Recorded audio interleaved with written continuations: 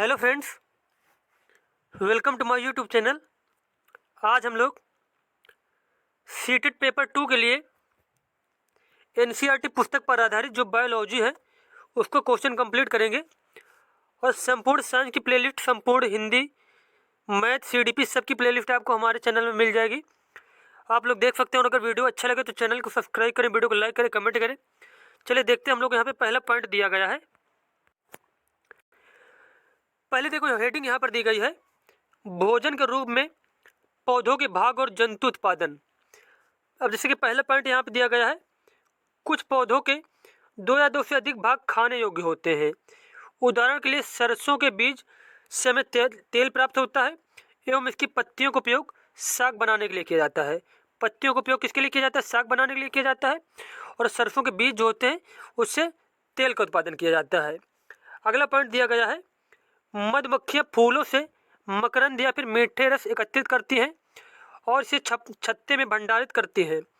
फूल और उनका मकरंद वर्ष के केवल कुछ समय में ही उपलब्ध होते हैं। अब देखो, यहाँ आपसे क्वेश्चन पूछा जा सकता है कि मकरंद किसे कहा जाता है? मकरंद कहा जाता है मीठे रस को। केले का पौधा जो भोजन के रूप में उपयोग किया जाता है, और कुछ पौधे जहरीले हो सकते हैं। अब देखो, यहाँ पे ये क्वेश्चन आपसे पूछा जाएगा कि कौन सा पौधा जो है भोजन के रूप में उपयोग किया जाता है, तो बताएंगे हम लोग केले का पौधा। और इस संपूर्ण जो है एनसीईआरटी आधारित नोट्स है, बहुत ही मेहनत लगती है बनाने में इसको। चलिए देखते हैं। अगला पॉइंट हमारा है पशु भोजन के बारे में। किसके बारे में?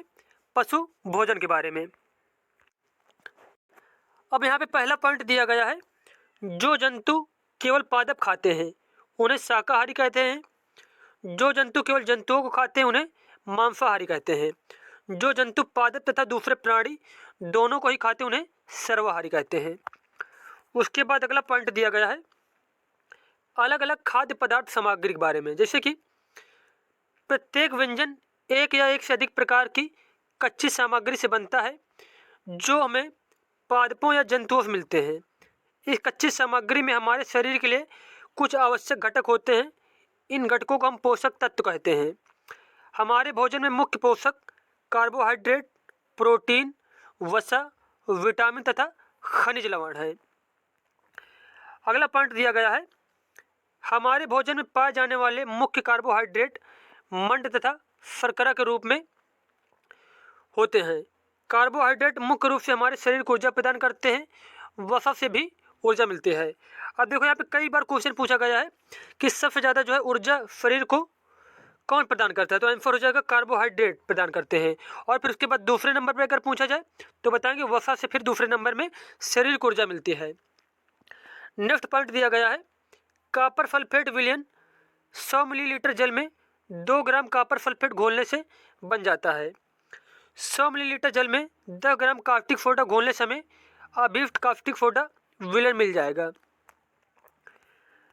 अगला पार्ट दिया गया है, इसमें से अगला पॉइंट है, हमारे शरीर के लिए विभिन्न पोषक जैसे कि प्रोटीन की आवश्यकता शरीर की वृद्धि तथा स्वस्थ रहने के लिए होती है।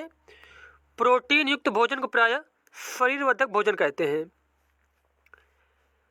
विटामिन रोगों से हमारे शरीर की रक्षा करते हैं। विटामिन हमारी आँख, अस्थियों, दांत और मसूड़ों को स्वस्थ रखने में भी सहायता करते हैं। अगला पॉइंट दिया गया है, विटामिन कई प्रकार के होते हैं जिन्हें अलग अलग नामों से जाना जाता है। इनमें से कुछ को vitamin A, vitamin B, vitamin C, vitamin D, vitamin E तथा विटामिन के नाम से जाना जाता है। विटामिनों के एक समूह को विटामिन बी कॉम्प्लेक्स कहते हैं। हमारे शरीर को सभी प्रकार के विटामिनों की अल्प मात्रा में आवश्यकता होती है।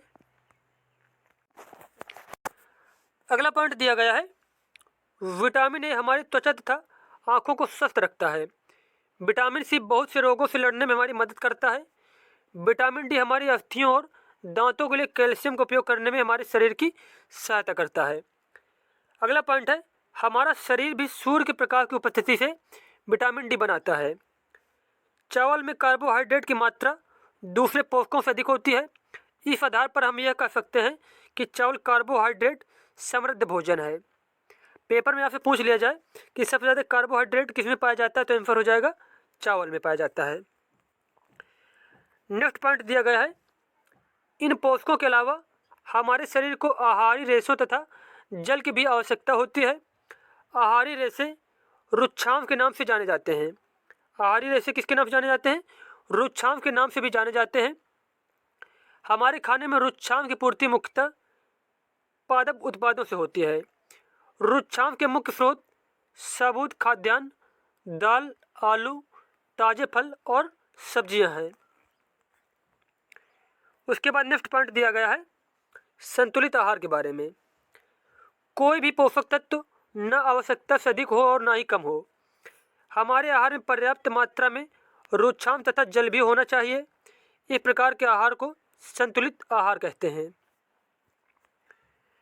नेक्स्ट पॉइंट दिया गया है छिलका उतारकर यदि सब्जियों और फलों को धोया जाता है तो यह संभव है कि उनके कुछ विटामिन नष्ट हो जाएं। नेक्स्ट पॉइंट है यहाँ पे सब्जियों और फलों की त्वचा में कई महत्वपूर्ण विटामिन तथा खनिज लवण होते हैं। चावल और दालों को बार बार धोने से उनमें उपस्थित विटामिन और कुछ खनिज लवण अलग हो सकते हैं। अगला पॉइंट दिया गया है अभावजन्य रोग के बारे में। किसके बारे में? अभावजन्य रोग के बारे में। अब यहाँ पे देखो पहला पॉइंट है इसमें से कभी कभी भोजन में किसी विशेष पोषक की कमी हो जाती है। यदि यह कमी लंबी अवधि तक रहती है तो व्यक्ति उसके अभाव से ग्रसित हो सकता है। एक या अधिक पोषक तत्वों का अभाव हमारे शरीर में रोग अथवा विकृतियाँ उत्पन्न कर सकता है। वे रोग जो लंबी अवधि तक पोषकों के अभाव के कारण होते हैं उन्हें अभावजन्य रोग कहते हैं। क्या कहते हैं? उन्हें अभावजन्य रोग कहते हैं। नेक्स्ट पॉइंट यहाँ पर दिया गया है पोषण की वह विधि जिसमें जीव अपना भोजन स्वयं संश्लेषित कर लेते हैं स्वपोषण कहलाती है। क्या कहलाती है? पोषण की वह विधि जिसमें जीव अपना भोजन स्वयं संश्लेषित कर लेते हैं स्वपोषण कहलाती है। जंतु एवं अन्य जीव पादपों द्वारा संश्लेषित भोजन है उन्हें विषमपोषी कहते हैं। जंतु एवं अन्य जीव पादपों द्वारा संश्लेषित भोजन है उन्हें विषमपोषी कहते हैं। अगला पॉइंट दिया गया है पादपों में खाद्य संश्लेषण का प्रक्रम। जैसे कि पत्तियां पादप की खाद्य फैक्ट्रियां हैं। जल एवं खनिज वाहिकाओं द्वारा पत्तियों तक पहुंच जाते हैं। ये वाहिकाएं नली के समान होती हैं तथा जड़, तना, शाखाओं एवं पत्तियों तक फैली होती हैं। पत्तियों में एक हरा वर्णक होता है जिसे क्लोरोफिल कहते हैं। क्या कहते हैं? जिसे क्लोरोफिल कहते हैं। क्लोरोफिल सूर्य के प्रकाश सौर प्रकाश की ऊर्जा संग्रहण करने में पत्ती की सहायता करता है। इस ऊर्जा का उपयोग जल एवं कार्बन डाइऑक्साइड से खाद्य संश्लेषण में होता है। क्योंकि खाद्य संश्लेषण सूर्य के प्रकाश की उपस्थिति में होता है इसलिए इसे प्रकाश संश्लेषण कहते हैं। नेक्स्ट पॉइंट दिया गया है पत्तियों द्वारा सौर ऊर्जा संग्रहित की जाती है तथा पादप में खाद्य के रूप में संचित हो जाती है। अतः सभी जीवों के लिए सूर्य ऊर्जा का चरम स्रोत है। प्रकाश संश्लेषण की अनुपस्थिति में पृथ्वी पर जीवन की कल्पना असंभव है। अब देखो यहाँ दिया गया कार्बन डाइऑक्साइड प्लस जल, सूर्य का प्रकाश, क्लोरोफिल प्लस बराबर कार्बोहाइड्रेट प्लस ऑक्सीजन। अगला पॉइंट दिया गया है इस प्रक्रम में ऑक्सीजन निर्मुक्त होती है। कार्बोहाइड्रेट अंततः पत्तियों में मंड स्टार्च के रूप में संचित हो जाते हैं।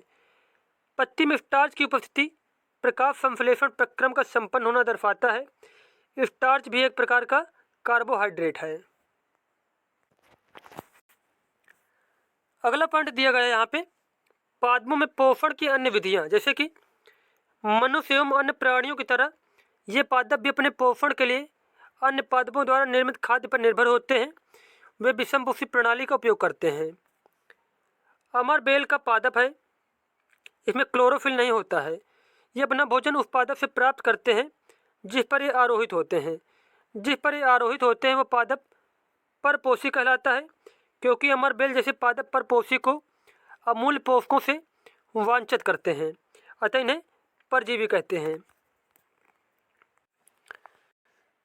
नेक्स्ट पॉइंट यहाँ पर दिया गया है कुछ ऐसे पादप भी हैं जो कीटों को पकड़ते तथा उन्हें पचा जाते हैं। जैसे कि ड्रेसोरा हो गया, ड्रेसोरा, यूट्रिकुलेरिया, ये सब क्या है? ये एक प्रकार से कीट भक्षी पौधे होते हैं। अगला पॉइंट दिया गया है मृतजीवी के बारे में। किसके बारे में? मृतजीवी के बारे में। रुई के धागों के समान संरचनाएं दिखाई पड़े, यह जीव कवक या फंजाई कहलाते हैं। इनकी पोषण प्रणाली अथवा पोषण विधि भिन्न प्रकार की होती है। ये मृत एवं विघटनकारी फड़ने वाली वस्तुओं जैव पदार्थों की सतह पर कुछ पाचक रसों का स्त्राव करते हैं तथा उसे साधारण व विलेय के रूप में परिवर्तित कर देते हैं। तत्पश्चात वे इस विलयन का भोजन के रूप में अवशोषण करते हैं। इस प्रकार की पोषण प्रणाली को, जिनमें जीव किसी मृत एवं विघटित जैविक पदार्थों से पोषक तत्व प्राप्त करते हैं, उन्हें मृतजीवी पोषण कहलाती है। वो प्रणाली क्या कहलाती है? मृतजीवी पोषण कहलाती है। नेक्स्ट पॉइंट दिया गया है, कवक या फिर फंजाई आचार, चमड़े, कपड़े एवं अन्य पदार्थों पर उगते हैं। ईस्ट एवं छत्रक जैसे अनेक कवक उपयोगी भी हैं, परंतु कुछ कवक पादपों, जंतुओं एवं मनुष्यों में रोग उत्पन्न करते हैं। कुछ कवकों का उपयोग औषधि के रूप में भी होता है। उसके बाद अगला पॉइंट यहाँ पर दिया गया है, कुछ जीव एक दूसरे के साथ रहते हैं तथा अपना आवास एवं पोषक तत्व एक दूसरे के साथ बांटते हैं। इसे सहजीवी संबंध कहते हैं। क्या कहते हैं? इसे सहजीवी संबंध कहते हैं। एग्जाम्पल जैसे कि उदाहरण दिया गया है, कुछ कवक वृक्षों की जड़ों में रहते हैं। वृक्ष कवक को पोषण प्रदान करते हैं, बदले में उन्हें जल एवं पोषकों के अवशोषण में सहायता मिलती है। अगला पॉइंट यहाँ पर दिया गया है, लाइकेन कहे जाने वाले कुछ जीवों में दो भागीदार होते हैं। इनमें से एक शैवाल होता है तथा दूसरा कवक होता है। शैवाल में क्लोरोफिल उपस्थित होता है, जबकि कवक में क्लोरोफिल नहीं होता। कवक शैवाल को रहने का स्थान, जल एवं पोषक तत्व उपलब्ध कराता है तथा बदले में शैवाल प्रकाश संश्लेषण द्वारा संश्लेषित खाद्य कवक को देता है। नेक्स्ट पॉइंट दिया गया है, पादपों को प्रोटीन बनाने के लिए सामान्यतः नाइट्रोजन की अधिक आवश्यकता होती है। फसल कटाई के बाद मृदा में नाइट्रोजन की कमी हो जाती है। यद्यपि वायु में नाइट्रोजन गैस प्रचुर मात्रा में उपलब्ध होती है, परंतु पादप इसका उपयोग उस प्रकार करने में असमर्थ होते हैं जैसे कार्बन डाइऑक्साइड का उपयोग करते हैं। पौधे नाइट्रोजन के विलेय रूप में ही अवशोषित कर सकते हैं। कुछ जीवाणु जो राइबोजियम कहलाते हैं, कुछ जीवाणु जो होते हैं क्या कहलाते हैं? राइबोजियम कहलाते हैं। अगला पॉइंट दिया गया यहाँ पे प्राणियों में पोषण के बारे में, जैसे कि प्राणियों के पोषण में पोषक तत्वों की आवश्यकता, आहार के अंतर्ग्रहण, भोजन ग्रहण की विधि और शरीर में उपयोग की विधि सम्मिलित है। जैसे कि कार्बोहाइड्रेट जैसे कुछ संगठक जटिल पदार्थ हैं। अनेक जंतु इन जटिल पदार्थों का उपयोग सीधे सी रूप में नहीं कर सकते, अतः उन्हें सरल पदार्थों में बदलना आवश्यक है। जैसा निम्न आरेख द्वारा दिखाया गया है, जटिल खाद्य पदार्थों का सरल पदार्थों में परिवर्तित होना या टूटना विखंडन कहलाता है तथा इस प्रक्रम को पाचन कहते हैं।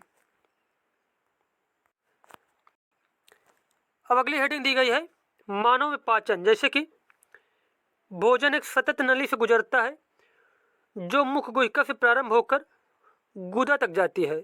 इस नली को विभिन्न भागों में बांट सकते हैं, जैसे कि पहला पॉइंट है मुख गुहिका, सेकंड नंबर है ग्राफ नली या ग्रासिका, थर्ड नंबर है आमाशय, चौथा है क्षुद्रांत या फिर छोटी आंत, पांचवा है बृहदांत या फिर बड़ी आंत जो मलाशय से जुड़ी होती, तथा 6 नंबर यहाँ पे दिया गया है, 6 नंबर है मल द्वार अथवा गुदा। ये सभी भाग मिलकर आहार नाल पाचन नली का निर्माण करते हैं। तो ये सारे पॉइंट आपको याद रखना है। जैसे पेपर में क्वेश्चन पूछ लिया जाए कि आहार नाल में कौन कौन से भाग सम्मिलित होते हैं, तो ये सारे आपको याद रखने होंगे। अगला पॉइंट दिया गया है आपको, आमाशय की आंतरिक भित्ति, क्षुद्रांत तथा आहार नाल से संबंध विभिन्न ग्रंथियां जैसे कि लाला ग्रंथि, यकृत, अग्नाशय पाचक रस स्रावित करती हैं। पाचक रस जटिल पदार्थों को उनके सरल रूप में बदल देते हैं। आहार नाल एवं संबंध ग्रंथियां मिलकर पाचन तंत्र का निर्माण करते हैं। अगला पॉइंट यहाँ पर दिया गया है मुख एवं मुख गुहिका के बारे में, जैसे कि आहार को शरीर के अंदर लेने की क्रिया अंतःग्रहण कहलाती है। प्रत्येक दांत मसूड़ों के बीच अलग अलग गर्तिका सॉकेट में फंसा होता है। हमारे मुख में लाला ग्रंथि होती है जो लाला रस या फिर लाल स्रावित करती है। लाला रस चावल के मंड को शर्करा में बदल देता है। जीभ एक मांसल पेशी अंग है। जीभ कैसा एक मांसल पेशी अंग है जो पीछे की ओर मुख गुहिका के आधार तल से जुड़ी होती है। अगला पॉइंट यहाँ पर दिया गया है, हम बोलने के लिए जीभ का उपयोग करते हैं। इसके अतिरिक्त यह भोजन में लार को मिलाने का कार्य करती है तथा निगलने में भी सहायता करती है। जीभ द्वारा ही हमें स्वाद का पता चलता है। जीभ पर स्वाद कलिकाएं होती हैं।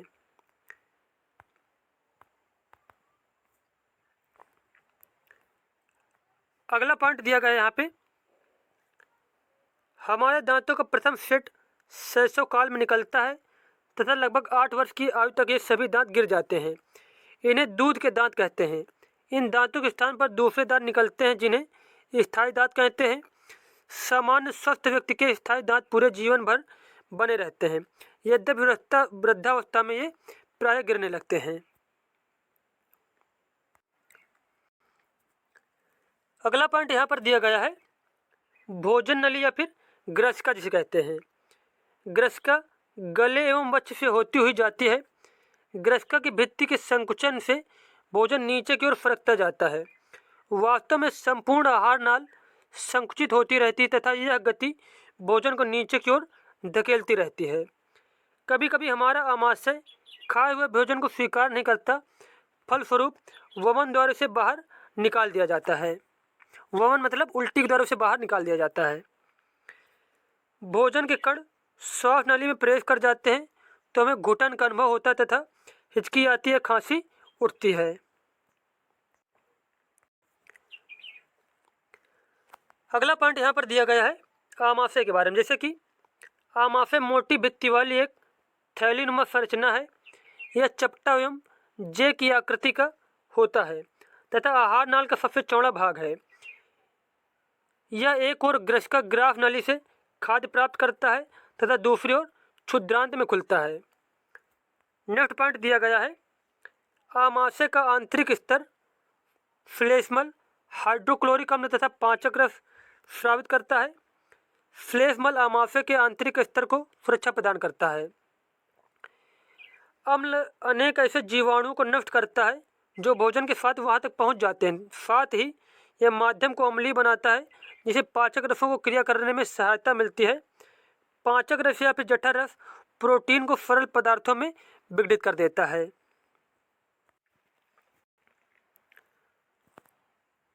अगला पॉइंट दिया गया है आपको क्षुद्रांत के बारे में, जैसे कि क्षुद्रांत लगभग 7.5 मीटर लंबी अत्यधिक कुंडलित नली है। यह यकृत एवं अग्नाशय से नाव प्राप्त करती है। इसके अतिरिक्त इसकी भित्ति से कुछ रस स्रावित होते हैं। यकृत गहरे लाल भूरे रंग की ग्रंथि है जो उदर के ऊपरी भाग में दाहिनी दक्षिणी ओर अवस्थित होती है। यह शरीर की सबसे बड़ी ग्रंथि है। यह पित्त रस स्रावित करती है जो एक थैली में संग्रहित होता रहता है। इसे पित्ताशय कहते हैं। पित्त रस वसा के पाचन में महत्वपूर्ण भूमिका निभाता है। अगला पॉइंट, अब देखो यहाँ कितने क्वेश्चन बनते हैं। ये क्वेश्चन अब आपको समझना है। देखो जैसे कि यकृत पूछा जाए कौन सा कलर का होता है तो लाल भूरे रंग की ग्रंथि है। कहाँ पे होती है? उदर के ऊपरी भाग के दाहिनी ओर में स्थित होती है। सबसे बड़ी ग्रंथि है। पित्त रस स्रावित करती है। पित्त रस कहाँ पे संगठित होता है? पित्त रस पित्ताशय में इकट्ठा होता है और पित्त रस वसा के पाचन में महत्वपूर्ण भूमिका निभाता है। अगला पॉइंट दिया गया है, कार्बोहाइड्रेट सरल शर्करा जैसे कि ग्लूकोज में परिवर्तित हो जाते हैं। वसा अम्ल एवं ग्लिसरॉल में तथा प्रोटीन एमिनो अम्ल में परिवर्तित हो जाते हैं। वसा किसमें परिवर्तित होता है? वसा अम्ल में एवं जो ग्लिसरॉल में, और जो प्रोटीन होते हैं वो एमिनो अम्ल में परिवर्तित हो। जैसे कि एक बार फिर से देखते हैं, जैसे कि देखो यहाँ पे कार्बोहाइड्रेट सरल शर्करा जैसे कि ग्लूकोज में परिवर्तित हो जाते हैं और उसके बाद जो वसा है या वसा अम्ल एवं ग्लिसरॉल में परिवर्तित होते हैं तथा प्रोटीन एमिनो अम्ल में परिवर्तित हो जाते हैं। अगला पॉइंट दिया गया है, क्षुद्रांत में अवशोषण। पचा हुआ भोजन अवशोषित होकर क्षुद्रांत की भित्ति में स्थित रुधिर वाहिकाओं में चला जाता है। इस प्रक्रम को अवशोषण कहते हैं। क्षुद्रांत की आंतरिक भित्ति पर अंगुलों के समान उभरी हुई संरचनाएं होती हैं, जिन्हें दीर्घरोम अथवा रसांकुर कहते हैं। दीर्घरोम पचे भोजन के अवशोषण हेतु तल क्षेत्र बढ़ा देते हैं। प्रत्येक दीर्घरोम में सूक्ष्म रुधिर वाहिकाओं का जाल फैला रहता है। दीर्घरोम की सतह से पचे हुए भोजन का अवशोषण होता है। अगला पॉइंट यहाँ पर दिया गया है बृहदांत्र के बारे में, जैसे कि बृहदांत्र क्षुद्रांत की अपेक्षा चौड़ी एवं छोटी होती है। यह लगभग 1.5 मीटर लंबी होती है। इसका मुख्य कार्य जल एवं कुछ लवणों का अवशोषण करना है। बचा हुआ अपचित पदार्थ मलाशय में चला जाता है तथा अर्धठोस मल के रूप में रहता है। समय समय पर गुदा द्वारा यह मल बाहर निकाल दिया जाता है। इसे निष्कासन कहते हैं। नेक्स्ट पॉइंट यहाँ पर दिए गए घास खाने वाले जंतुओं में पाचन के बारे में। अब यहाँ पे अगला पॉइंट दिया गया है, जैसे कि गाय भैंस तथा घास खाने वाले शाकाहारी अन्य जंतुओं को देखा है, वे उस समय भी लगातार जुगाली करते रहते हैं जब वे खाना खा रहे हों। वास्तव में पहले घास को जल्दी जल्दी निकल कर आमाशय के एक भाग में भंडारित कर लेते हैं। यह भाग रुमेन या फिर प्रथम आमाशय कहलाता है। रुमेनेंट में आमाशय 4 भागों में बटा होता है। उसके बाद अगला पॉइंट दिया गया है रुमेन में भोजन का आंशिक पाचन होता है, जिसे जुगाल या कड़ कहते हैं, परंतु बाद में जंतु उसके छोटे पिंडकों के रूप में पुनः मुख में लाता है तथा जिसे वह चबाता रहता है। इस प्रक्रम को रोमंथन या फिर जुगाली करना कहते हैं तथा ऐसे जंतु रुमिनेंट अथवा रोमंथी कहलाते हैं। नेक्स्ट पॉइंट दिया गया है घास में सेलुलोज की प्रचुरता होती है। बहुत से जंतु एवं मानव सेलुलोज का पाचन नहीं कर पाते हैं। जानवरों जैसे कि घोड़ा, खरगोश आदि में क्षुद्रांत एवं बृहदांत के बीच एक थैलीनुमा बड़ी संरचना होती है, जिसे अंधनाल कहते हैं। भोजन के सेलुलोज का पाचन यहाँ पर कुछ जीवाणुओं द्वारा किया जाता है, जो मनुष्य के आहार नाल में अनुपस्थित होते हैं। अगला पॉइंट दिया गया है परिसंचरण तंत्र के बारे में, जैसे कि रक्त के बारे में दिया गया है। यहाँ पे रक्त वह तरल पदार्थ या द्रव है जो रक्त वाहिनियों में प्रवाहित होता है। यह पाचित भोजन को क्षुद्रांत या फिर छोटी आंत से शरीर के अन्य भागों तक ले जाता है। फेफड़ों से ऑक्सीजन को भी रक्त ही शरीर की कोशिकाओं तक ले जाता है। रक्त शरीर में अपशिष्ट पदार्थों को बाहर निकालने के लिए उनका भी परिवहन करता है। रक्त एक तरल से बना जिसे प्लाज्मा कहते हैं। रक्त किससे बनता है? एक तरल से बनता है जिसे प्लाज्मा कहा जाता है। नेक्स्ट पॉइंट यहाँ पर दिया गया है रक्त में एक प्रकार की कोशिकाएं लाल रक्त कोशिकाएं होती हैं, जिनमें एक लाल वर्णक होता है जिसे हीमोग्लोबिन कहते हैं। हीमोग्लोबिन ऑक्सीजन को अपने साथ संयुक्त करके शरीर के सभी अंगों के और अंततः सभी कोशिकाओं तक परिवहन करता है। परिवहन मतलब फैलाता है। हीमोग्लोबिन की उपस्थिति के कारण ही रक्त का रंग लाल होता है। रक्त का रंग जो लाल होता है किसके कारण होता है? हीमोग्लोबिन की उपस्थिति के कारण। रक्त में अन्य प्रकार की कोशिकाएं भी होती हैं, जिन्हें श्वेत रक्त कोशिकाएं या फिर WBC कहते हैं।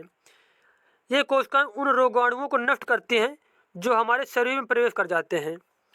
रक्त का थक्का बन जाना उसमें एक अन्य प्रकार की कोशिकाओं की उपस्थिति के कारण होता है, जिन्हें पट्टिकाणु या फिर प्लेटलेट कहते हैं। और अगला पॉइंट दिया गया है रक्त वाहिनियां के बारे में, जैसे कि शरीर में 2 प्रकार की रक्त वाहिनियां पाई जाती हैं, धमनी और शिरा। धमनियां हृदय से ऑक्सीजन समृद्ध रक्त को शरीर के सभी भागों में ले जाती हैं, चूँकि रक्त प्रवाह तेजी से और अधिक दाब पर होता है। धमनियों की भित्तियां या फिर दीवार मोटी और प्रत्यास्थ होती हैं। प्रति मिनट स्पंदों की संख्या स्पंदन दर कहलाती है। विश्राम की अवस्था में किसी स्वस्थ वयस्क व्यक्ति की स्पंदन दर सामान्यतः 72 से 80 स्पंदन प्रति मिनट होती है।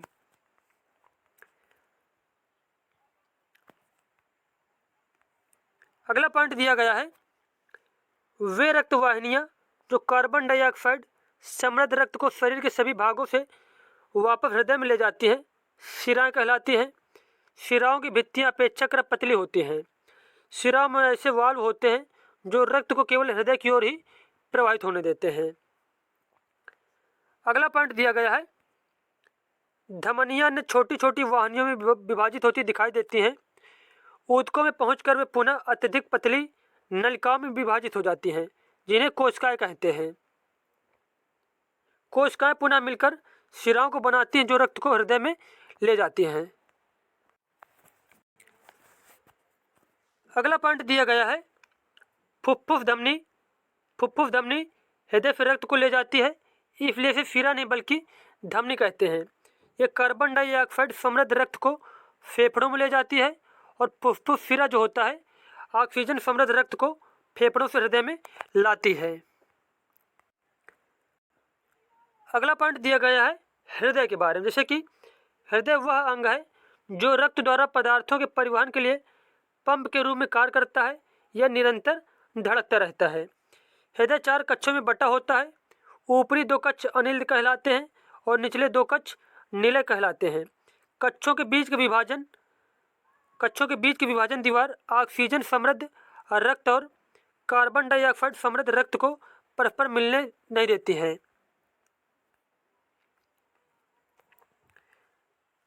अगला है हृदय स्पंद।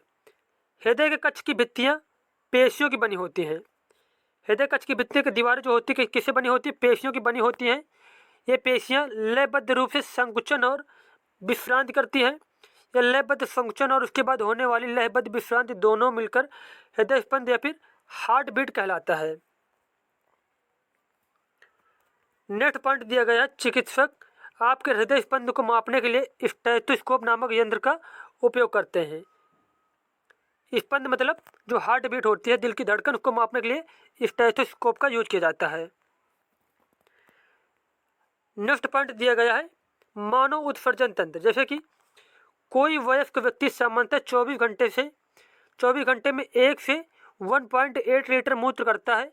मूत्र में 95% जल, 2.5% यूरिया और 2.5% अन्य अपशिष्ट उत्पाद होते हैं। अगला पॉइंट दिया गया है, कभी कभी किसी व्यक्ति के वृक्क काम करना बंद कर देते हैं। ऐसा किसी संक्रमण अथवा चोट के कारण हो सकता है। वृक्क के अक्रिय हो जाने की स्थिति में रक्त में अपशिष्ट पदार्थों की मात्रा बढ़ जाती है। ऐसे व्यक्ति की अधिक दिनों तक जीवित रहने की संभावना कम हो जाती है। तथापि यदि कृत्रिम वृक्क द्वारा रक्त को नियमित रूप से छान कर उसमें से अपशिष्ट पदार्थों को हटा दिया जाए तो उसके जीवन काल में वृद्धि संभव है।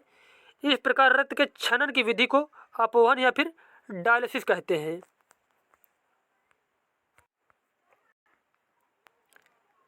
अगला पॉइंट यहाँ पर दिया गया है जल और खनिजों का परिवहन के बारे में। जैसे कि पादप मूलों या फिर पादप जड़ों द्वारा जल और खनिजों को अवशोषित करती हैं। किसके द्वारा? पादप जड़ों के द्वारा जल और खनिजों को अवशोषित करती है। मूलों में मूल रोम होते हैं। वास्तव में मूल रोम जल में घुले हुए खनिज पोषक पदार्थों और जल के अंतर्ग्रहण के लिए मूल के सतत क्षेत्रफल को बढ़ा देते हैं। मूल रोम मृदा कणों के बीच उपस्थित जल के संपर्क में रहते हैं। अगला पॉइंट यहाँ पर दिया गया है पादपों में मृदा से जल और पोषक तत्वों के परिवहन के लिए पाइप जैसी वाहिकाएं होती हैं। वाहिकाएं विशेष कोशिकाओं की बनी होती हैं जो संवहन ऊतक बनाती हैं। ऊतक कोशिकाओं का वह समूह होता है जो किसी जीव में किसी कार्य विशेष को संपादित करता है। जल और पोषक तत्वों के परिवहन के लिए पादपों में जो संवहन ऊतक होता है उसे जाइलम या फिर दारू कहते हैं।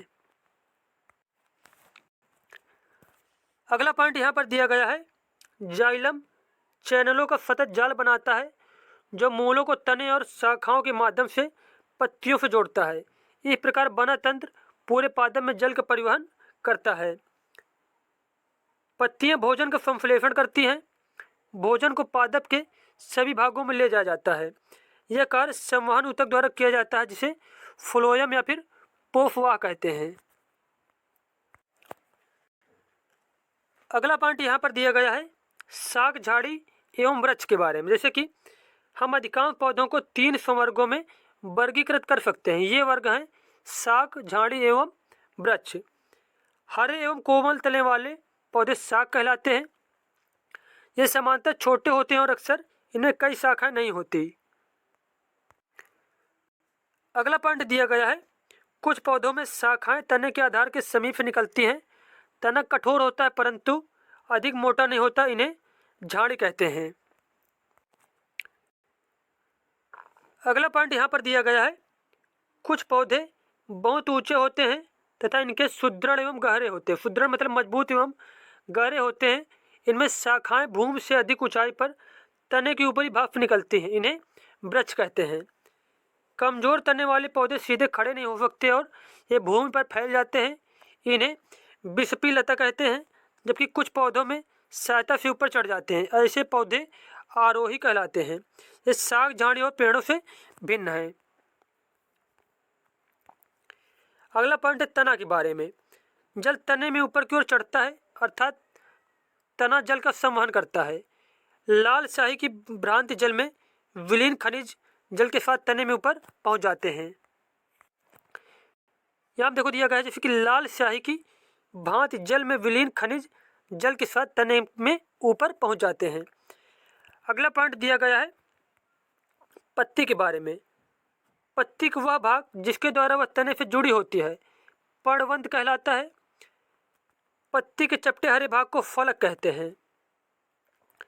अगला पॉइंट है यहाँ पे, पत्ती की रेखित संरचनाओं को सिरा कहते हैं।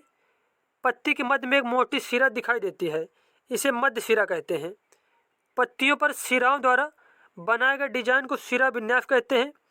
यदि यह डिजाइन मध्य सिरा के दोनों ओर जाल जैसा है तो यह सिरा विन्यास या फिर जालिका रूपी कहलाता है।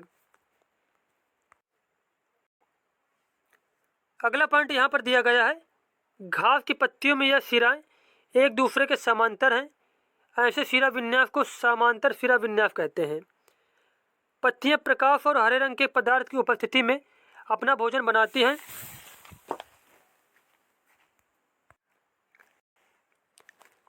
अब यहाँ पे अगला पॉइंट दिया गया है, पत्तियां प्रकाश और हरे रंग के पदार्थ की उपस्थिति में अपना भोजन बनाती हैं।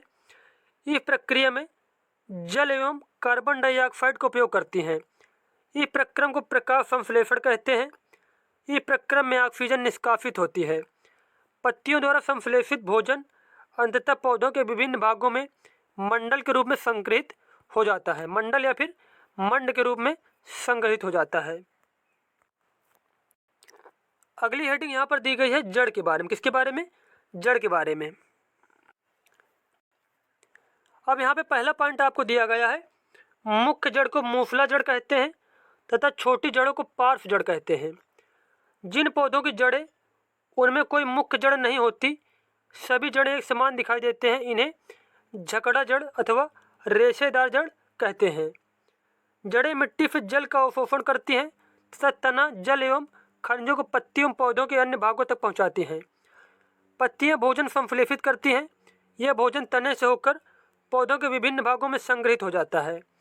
इस प्रकार की कुछ जड़ें जैसे गाजर, मूली, शकरकंद, फलजम एवं टेपियोका आदि को हम खाते हैं। अगला पॉइंट दिया गया है पुष्प के बारे में। जैसे कि खिले हुए पुष्प का प्रमुख भाग यह पुष्प की पंखुड़ियाँ हैं। विभिन्न पुष्पों की पंखुड़ियाँ अलग अलग रंगों की होती हैं। पुष्प के केंद्र में स्थित भाग को स्वीकेसर कहते हैं। क्या कहते हैं? पुष्प के केंद्र में जो भाग होता है उसको स्वीकेसर कहते हैं। एक पुष्प के अंडाशय यह स्त्रीकेसर का सबसे निचला एवं फूला हुआ भाग है। अंडाशय में छोटी छोटी गोल संरचनाएं दिखाई देती हैं, इन्हें बीजांड कहते हैं। उसके बाद अगला पॉइंट दिया गया है मानव शरीर एवं इसकी गतियां के बारे में। जैसे कि जहाँ पर दो हिस्से एक दूसरे से जुड़े हों, उदाहरण के लिए जैसे कि कोहनी, कंधा अथवा गर्दन, इन स्थानों को संधि कहते हैं। अब यहाँ पर दिया गया कंदूक या फिर खल्लिका संधि। कल्पना कीजिए कि कागज का बेलन आपका हाथ है तथा गेंद इसका एक सिरा है। कटोरी कंधे के उस भाग के समान है जिससे आपका हाथ जुड़ा है, एक अस्त का गेंद वाला गोल। अब यहाँ पे देखो दिया गया कंदूक या फिर खल्लिका संधि के बारे में। अब यहाँ पे बताया गया है, कल्पना कीजिए कि कागज का बेलन आपका हाथ है तथा गेंद इसका एक सिरा है। कटोरी कंधे के उस भाग के समान है जिससे आपका हाथ जुड़ा है, एक अस्त का गेंद वाला गोल हिस्सा दूसरी अस्त की कटोरी रूपी गुहिका में धंसा हुआ है। इस प्रकार की संधि सभी दिशाओं में गति प्रदान करती हैं। अगला पॉइंट यहाँ पर दिया गया है धुरांग संधि के बारे में, जैसे कि गर्दन तथा सिर को जोड़ने वाली संधि धुरांग संधि है। इसके द्वारा सिर को आगे पीछे दाएं एवं बाएं घुमा सकते हैं। धुरांग संधि में बेलनाकार अस्थि एक छल्ले में घूमती है। अगला पॉइंट यहाँ पर दिया गया है हिंज संधि के बारे में, जैसे कि हिंज संधि घर के किसी दरवाजे को बार बार खोलिए और बंद कीजिए। इसके कब्जों को ध्यानपूर्वक देखिए। यह दरवाजे को आगे और पीछे की ओर खुलने देता है। इससे पता चलता है कि हिंज एक दिशा में गति होने देता है। कोहनी में हिंज संधि होती है। कोहनी में कौन सी होती है? हिंज संधि होती है। अगला पॉइंट यहाँ पर दिया गया है अचल संधि के बारे में, जैसे कि अस्थियां इन संधियों पर हिल नहीं सकती। कौन सी संधियों पर? अचल संधि जो है अस्थियां इन संधियों पर हिल नहीं सकती। ऐसी संधियों को अचल संधि कहते हैं। जब आप अपना मुंह खोलते हैं तो आप अपने निचले जबड़े को सिर से दूर ले जाते हैं। ऊपरी जबड़े एवं कपाल के मध्य अचल संधि है। ऊपरी जबड़े और कपाल के बीच में कौन सी संधि पाई जाती है? अचल संधि है। एक फ्रेश चित्र से हमें शरीर की अस्थियों की आकृति का पता चलता है। अपनी उंगलियों को मोड़िए, यानी एक छोटी छोटी अस्थियों से बनी है, जिन्हें कार्पेल कहते हैं। अगला पॉइंट यहाँ पर दिया गया है पफलियाँ विशेष रूप से मुड़ी हुई हैं। वे वक्ष की अस्थियों एवं मेरुदंड से जुड़कर एक बक्से की रचना करती हैं। इस शंकुरूपी बक्से को पफली पिंजर कहते हैं। वक्ष के दोनों तरफ 12 पफलियाँ होती हैं। हमारे शरीर के कुछ महत्वपूर्ण अंग इसमें सुरक्षित रहते हैं। अगला पॉइंट यहाँ पर दिया गया है आपको मेरुदंड के बारे में। मेरुदंड यह अनेक छोटी छोटी अस्थियों से बना है, जिसे कशेरुका कहते हैं। क्या कहते हैं? जिसे कशेरुका कहते हैं। मेरुदंड 33 कशेरुकाओं का बना होता है। पफली पिंजर भी वक्ष क्षेत्र की अस्थियों से जुड़ा है। खोपड़ी अनेक अस्थियों के एक दूसरे से जुड़ने से बनी है। यह हमारे शरीर के अति महत्वपूर्ण अंग मस्तिष्क को परिबद्ध करके उसकी सुरक्षा करती है। अगला पॉइंट यहाँ पर दिया गया है कंकाल के कुछ अतिरिक्त अंग भी हैं जो हड्डियाँ जितने कठोर नहीं होते हैं, जिन्हें मोड़ा जा सकता है, उन्हें उपास्थि कहते हैं। कान के ऊपरी भाग में उपास्थि होती है। अस्थि को गति प्रदान करने में 2 पेशियां संयुक्त रूप से कार्य करती हैं। अपनी ऊपरी भुजा में कुछ परिवर्तन अनुभव करते दूसरे हाथ से इसे छूकर देखिए कि आपको कोई उभरा हुआ भाग दिखाई देता है। इसे क्या कहते हैं? इसे पेशी कहते हैं। संकुचित लंबाई में कमी होने के कारण पेशियां क्या है? उभर आती हैं। अगला पॉइंट दिया गया है संकुचन की अवस्था में पेशी छोटी, कठोर एवं मोटी हो जाती है। यह अस्थि को खींचती है। अगला पॉइंट यहाँ पर आपको दिया गया है जंतुओं की चाल के बारे में, जैसे कि केचुआ। केचुए का शरीर एक सिरे को दूसरे से सटाकर रखे गए अनेक छल्लों से बना प्रतीत होता है। उसके बाद अगला पॉइंट इसमें बताया गया है। अब यहाँ पे अगला पॉइंट बताया गया है केचुए के शरीर में अस्थियाँ नहीं होती, परंतु इसमें पेशियाँ होती हैं जो इसके शरीर के घटने और बढ़ने में सहायता करती हैं। इसके शरीर में चिकने पदार्थ होते हैं जो इसे चलने में सहायता करते हैं। इसके शरीर में छोटे छोटे अनेक सूख बाल जैसी आकृति होती है। ये सूख पेशियों से जुड़े होते हैं। ये सूख मिट्टी में उसकी पकड़ को मजबूत बनाते हैं। अगला पॉइंट दिया गया है केचुआ वास्तव में अपने रास्ते में आने वाली मिट्टी को खाता है। उसका शरीर अनपचे पदार्थ को बाहर निकाल देता है। केचुए द्वारा किया गया यह कार्य मिट्टी को उपजाऊ बना देता है, जिससे पौधों को फायदा होता है। अगला पॉइंट दिया गया यहाँ पे घोंघा के बारे में, जैसे कि यहाँ पर इसकी पीठ पर गोल संरचना होती है। इसे कवच कहते हैं और यह घोंघे का बाह्य कंकाल है, परंतु यह अस्थियों का बना नहीं होता। यह कवच एकल एकक होता है और यह घोंघे को चलने में कोई सहायता नहीं करता। यह घोंघे के साथ खिंचता जाता है।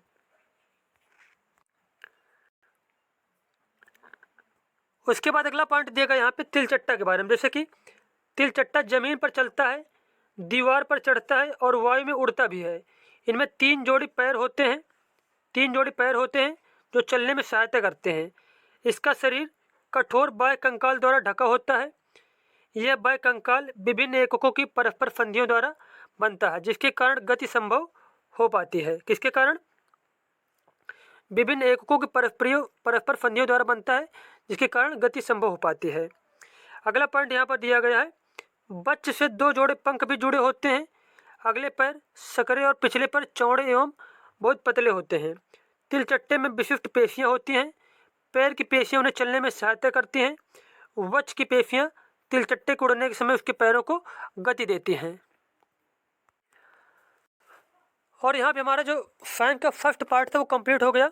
उसके बाद सेकंड पार्ट में हम लोग संपूर्ण साइंस कंप्लीट कर, जो यहाँ पे बायोलॉजी का है, संपूर्ण बायोलॉजी कंप्लीट कर लेंगे। मिलते हैं नेक्स्ट वीडियो में। धन्यवाद।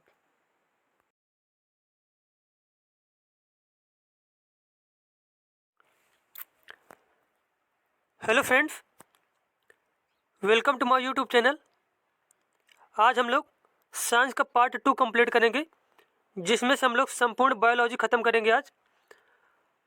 और अगर आपको वीडियो अच्छा लगे तो चैनल को सब्सक्राइब करें, वीडियो को लाइक करें, कमेंट करें। और इसके पहले हम लोगों ने पार्ट 1 इसका कंप्लीट किया था। उसके बाद दो पार्ट में हम लोग 2 पार्ट में, उसके बाद फिजिक्स और 2 पार्ट में केमिस्ट्री हम लोग कंप्लीट करेंगे। और सभी की प्लेलिस्ट आपको चैनल में मिल जाएगी, आप लोग जाके देख सकते हैं। चलिए देखते हैं हम लोग। यहाँ पे पहला पार्ट यहाँ पे दिया गया है। पहली हेडिंग दी गई पक्षी के बारे में, जैसे कि बतख तथा हंस जैसे कुछ पक्षी जल में तैरते भी हैं और उड़ते भी हैं। पक्षी इसलिए उड़ पाते हैं क्योंकि उनका शरीर उड़ने के लिए अनुकूलित होता है। अब अगर आपसे क्वेश्चन पूछ लिया जाए कि ऐसा कौन सा पक्षी जो तैरते भी हैं और उड़ते भी हैं, तो उसका आंसर हो जाएगा हंस और बतख पक्षी जो है ये तैरते भी हैं और उड़ते भी हैं। उसके बाद अगला पॉइंट दिया गया है, उनकी अस्थियों में वायु प्रकोष्ठ होते हैं, जिनके कारण उनकी अस्थियां हल्की परंतु मजबूत होती हैं। पश्चपाद या फिर पश्च पैरों की अस्थियां चलने एवं बैठने के लिए अनुकूलित होती हैं। अग्रपाद की अस्थियां रूपांतरित होकर पक्षी के पंख बनाती हैं। कंधे की अस्थियां मजबूत होती हैं। वक्ष की अस्थियां उड़ने वाली पेशियों को जकड़े रखने के लिए विशेष रूप से रूपांतरित होती हैं तथा पंखों को ऊपर नीचे करने में सहायक होती हैं। वक्ष की अस्थियां जो है उड़ने वाली पेशी को जकड़े रखने के लिए विशेष रूप से रूपांतरित होती तथा पंखों को ऊपर नीचे करने में सहायक होती हैं। अगला पॉइंट दिया गया है मछली के बारे में, जैसे कि नाव की आकृति काफी सीमा तक मछली जैसी है। मछली का सिर एवं पूंछ उसके मध्य भाग की अपेक्षा पतला एवं नुकीला होता है। शरीर की ऐसी आकृति धारा रेखी कहलाती है। क्या कहलाती है? धारा रेखी कहलाती है। मछली का कंकाल दृढ़ पेशियों से ढका रहता है। मछली के शरीर पर और भी पंख होते हैं जो तैरते समय जल में संतुलन बनाए रखने एवं दिशा निर्धारण में सहायता करते हैं। उसके बाद नेक्स्ट पॉइंट दिया गया है, गोताखोर अपने पैरों में इन पंखों की तरह के विशेष अरित्र फिलिपर पहनते हैं जो उन्हें जल में तैरने में सहायता करते हैं। अगला पॉइंट दिया गया यहाँ पे सर्प के बारे में, जैसे कि सर्प का मेरुदंड लंबा होता है। शरीर की पेशियां क्षीण एवं असंख्य होती हैं।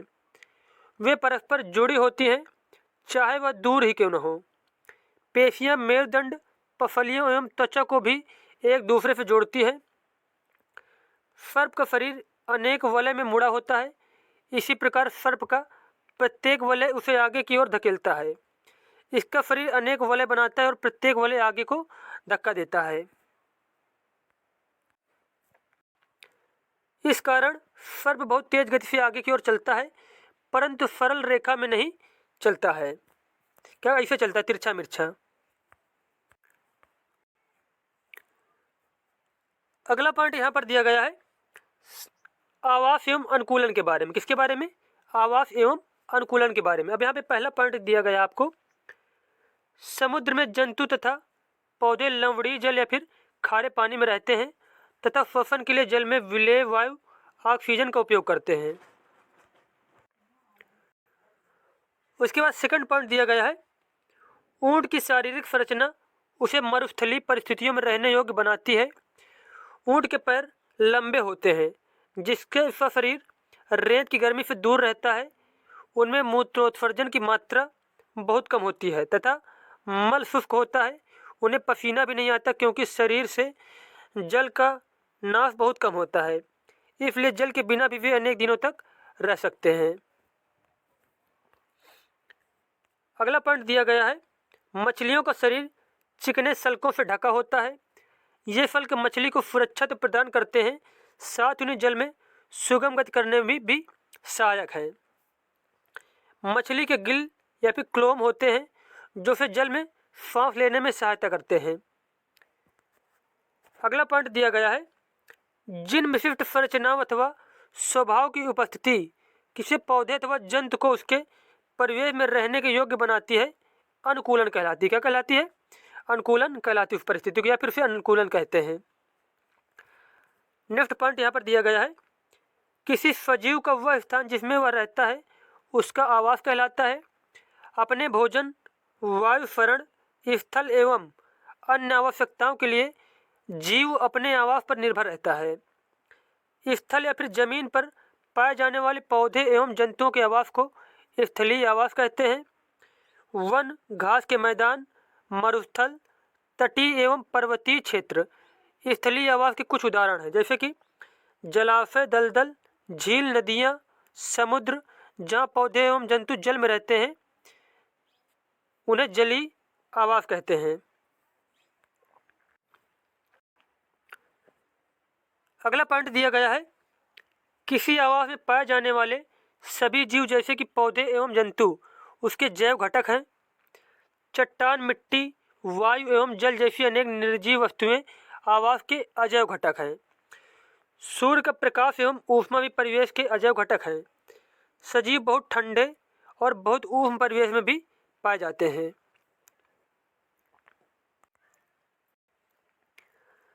अगला पॉइंट यहाँ पर दिया गया है, वे जीव ही जीवित रहते हैं जो अपने आप को बदलते परिवेश के अनुसार अनुकूलित कर लेते हैं। उसके बाद अगला पॉइंट दिया गया है कुछ स्थलीय आवास के बारे में, जैसे कि मरुस्थल के बारे में यहाँ पर दिया गया है। मरुस्थल में रहने वाले चूहे सांप के ऊँट की भांति लंबे पैर नहीं होते हैं। दिन की तेज गर्मी से बचने के लिए वे भूमि के अंदर गहरे बिलों में रहते हैं। रात के समय जब तापमान में कमी आती है तो ये जंतु बाहर निकलते हैं। अब यहाँ पे किसके बारे में बात हो रही थी? बात हो रही थी चूहे के बारे में, चूहे और सांप के बारे में। जैसे कि ऊँट की भांति लंबे पैर नहीं होते चूहे और सांप के, तो ये क्या करते हैं? गहरे बिलों में रहते हैं।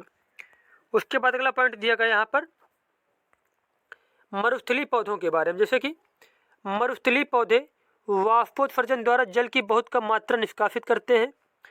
मरुस्थलीय पौधों में पत्तियां या तो अनुपस्थित होती हैं अथवा बहुत छोटी होती हैं। कुछ पौधों में पत्तियां कांटों या फिर सूल का रूप ले लेती हैं। इन पौधों में प्रकाश संश्लेषण सामान्यतः तने में होता है। तना एक मोटी मोमी परत से ढका होता है जिससे पौधों को जल संरक्षण में सहायता मिलती है। अधिकतर मरुस्थलीय पौधों की जड़ें जल अवशोषण के लिए मिट्टी में बहुत गहराई तक चली जाती हैं। अगला पॉइंट दिया गया यहाँ पर पर्वतीय क्षेत्र के बारे में, जैसे कि पर्वतीय क्षेत्र में पाए जाने वाले जंतु भी वहाँ की परिस्थितियों के प्रति अनुकूलित होते हैं।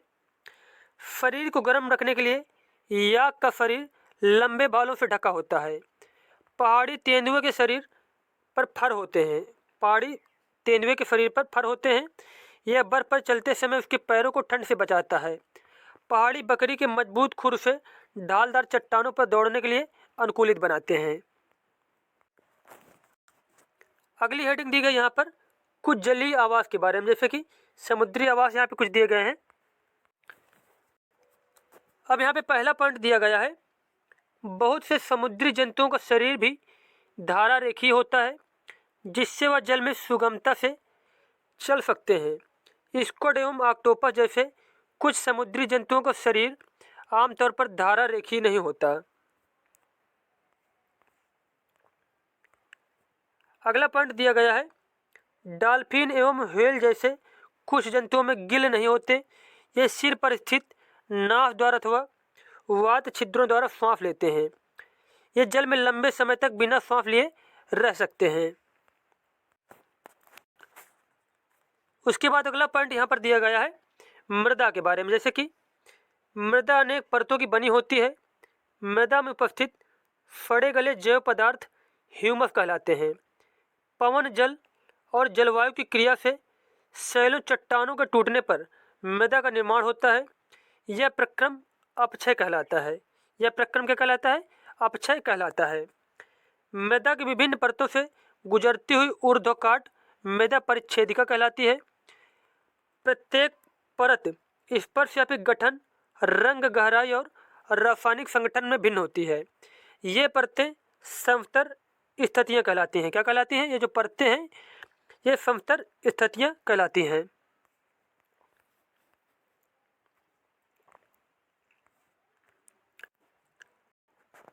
अगला पॉइंट दिया गया है आपको, मृदा परिच्छेदिका को कुएं की खुदाई करते समय अथवा किसी इमारत की नींव खोदते समय भी देखा जा सकता है। इसे पहाड़ों पर, सड़कों के किनारे अथवा नदियों के खड़े किनारे पर भी देखा जा सकता है। किसको? मृदा परिच्छेदिका को। सबसे ऊपर वाली समस्तर स्थिति सामान्यतः गहरे रंग की होती है क्योंकि यह ह्यूमस और खनिजों समृद्ध होती है। ह्यूमस मृदा को उर्वर बनाता है और पादपों को पोषण प्रदान करता है।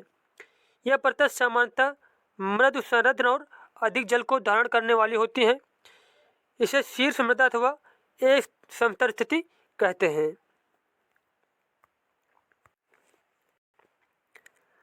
अगला पॉइंट यहाँ पर दिया गया है, छोटे पादपों की जड़ें पूरी तरह से शीर्ष मृदा में रहती हैं। शीर्ष मृदा से नीचे की परत में ह्यूमस कम होती है। क्या कम होती है? ह्यूमस कम होती है, लेकिन खनिज अधिक होते हैं।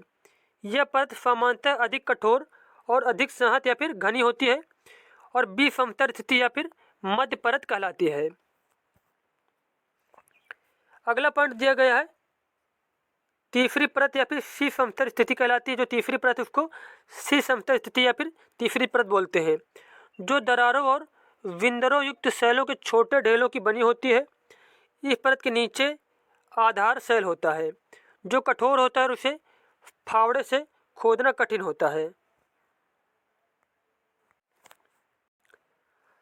अगला पॉइंट दिया गया है मृदा के प्रकार के बारे में, जैसे कि सेल कणों और ह्यूमस का मिश्रण मृदा कहलाता है। सेल कणों और ह्यूमस का मिश्रण मृदा कहलाता है। यदि मृदा में बड़े कणों का अनुपात अधिक होता है तो वह बलुई मृदा कहलाती है। यदि बारीक सूक्ष्म कणों का अनुपात अपेक्षाकृत अधिक होता है तो यह मृणमय मृदा कहलाती है। यदि बड़े और छोटे कणों की मात्रा लगभग समान होती है तो यह दुमटी मृदा कहलाती है। अगला पॉइंट दिया गया है, बालू के कण अपेक्षाकृत बड़े होते हैं। ये आसानी से एक दूसरे से जुड़ नहीं पाते, अतः इनके बीच में काफ़ी रिक्त स्थान होते हैं। ये स्थान वायु से भरे रहते हैं। अगला पॉइंट दिया गया है, बलुई मृदा हल्की, सुवातित और शुष्क होती है। मृतिका या फिर चिकनी मिट्टी के कण सूक्ष्म बहुत छोटे होने के कारण परस्पर जुड़े रहते हैं और उनके बीच रिक्त स्थान बहुत कम होता है। अगला पॉइंट यहाँ पर दिया गया है, चिकनी मिट्टी में वायु कम होती है लेकिन यह भारी होती है क्योंकि इसमें बलुई मृदा की अपेक्षा अधिक जल रहता है। चिकनी मिट्टी में क्या है? वायु कम होती है लेकिन ये भारी होती है क्योंकि इसमें बलुई मृदा की अपेक्षा अधिक जल रहता है। अगला पॉइंट दिया गया है आपको, पादपों को उगाने के लिए सबसे अच्छी शीर्ष मृदा या फिर पादपों को उगाने के लिए जो सबसे अच्छी शीर्ष मृदा होती है वो है दोमट। कौन सी शीर्ष मृदा? दोमट है। दोमटी मृदा बालू, चिकनी मिट्टी और गाद नामक अन्य प्रकार की मृदा कणों का मिश्रण होती है।